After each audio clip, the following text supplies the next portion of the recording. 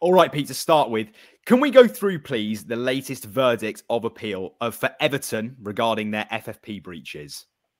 Yeah, obviously Everton and Nottingham Forest are waiting for these charges that they were handed to get the verdict, which we are expecting in the middle of this month.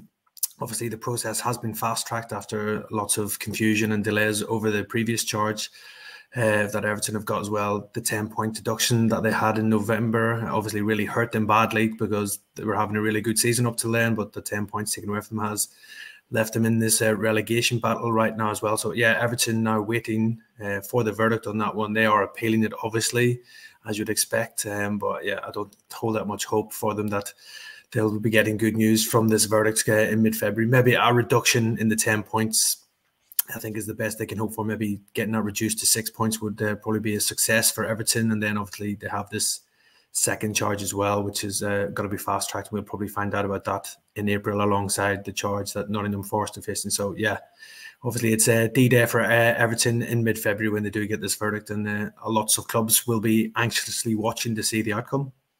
And Keith, what do you anticipate about the appeal? Do you think it's going to be successful? And actually, do we have any indication at all of what could happen? Because we've discussed previously maybe a 6 point, a 3 point. You might be given points. Who knows? What are your thoughts?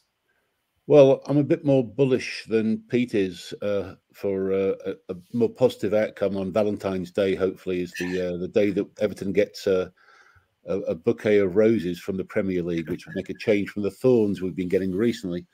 But I think the signs, and everybody's frantically trying to read signs or look for any sort of hieroglyphics and what's going on. And there does seem to have been a slight change in the media narrative about this being a bit more positive in terms of the outcome for Everton. I think the super silk, as it's become known in Everton terms, Lawrence Rabinowitz, who's the KC that's handled the appeal, I think has put forward a pretty robust case from all we can be told. Obviously, there's been no details released yet. It was interesting that the clubs are told not to comment in any shape or form about the appeal, yet the Premier League put out some press releases and some background briefings the night before the actual appeal started, which I think is very naughty again. But I just think the Premier League have got themselves in a real mess, and I think the only positive outcome of this will be a reduction in the points for Everton, and it may even be as far as the points are actually all taken away and some are then put back in suspended form. And I think there may well be a fine that will be the outcome of this. And I think it's the only way that the Premier League can try and save some face for the mess they've created.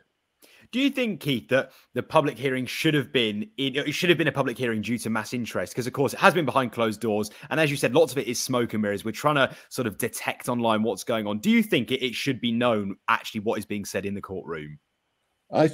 Yes, I think it should have been. I mean, they did print the sort of transcript of the initial hearing, but I think it should have been heard in the open. It's got such importance in terms of how the Premier League is regulated, and so it must be seen to be regulated well. It's not just regulated well or told it's been regulated well. It has to be seen to be regulated well, and that would have been very important and reduced, I think, the jeopardy for the Premier League. Yeah, absolutely. I mean, some Evertonians, Pete, were frustrated online that the penalty actually mirrored the punishment suggested by Premier League CEO Richard Masters. Do you think he's been too involved in this whole case? Well, obviously he's the head of the Premier League, so he's going to have to be front of house to look at all these things. He's been pretty adamant that the rules are there and they need to be applied to everybody in the Premier League, not just certain clubs. Obviously, he came in for a bit of criticism with his comments in I think Westminster when he said the rules are just there for the small clubs as well. And when he was regarding Manchester City's 115 charges, and obviously that didn't go down very well with Everton and Nottingham Forest. But yeah, he says the rules are there, and I do get it. If the rules are there, everybody has to abide by them. And obviously, Nottingham Forest and Everton have breached the rules. They've openly admitted that here with the second charges. And it's just been complicated by the fact that this Manchester City case has been ongoing. We still don't have well, he says a date has been set, but we don't know when it's going to be heard for those 115 charges. So I can understand the anger and disappointment from Everton fans, from Nottingham Forest fans as well, when you've had this whole Man City case ongoing for several years as well. We've obviously seen the Everton protests. They're not happy with the fans, claiming the Premier League's not fit for purpose, really, with the banners and the placards at the stadiums as well. was obviously interesting that Mr. Silk was at the game at the weekend, I think for Everton Tottenham as well. So obviously, I don't think he would have been making an appearance at Goodison Park if he wasn't confident that he's going to have a successful result for Everton when this verdict does come. So yeah, I can understand it from Everton's side that there's a lot of anger regards of the Premier League and especially Richard Masters as well. But he is the main man there, so he's going to have to front it up. You've just watched a segment from Football Insider's brand new podcast, The Inside Track, with me, Lewis Pearce, alongside the guests on the show. Thanks very much for tuning in. Please do give the video a like, comment your thoughts on the topic, and feel free to share on your social media pages. If you want to listen to the full podcast episode, click the link in the description below. Keep your eyes peeled for plenty more content and exclusives here on The Inside Track.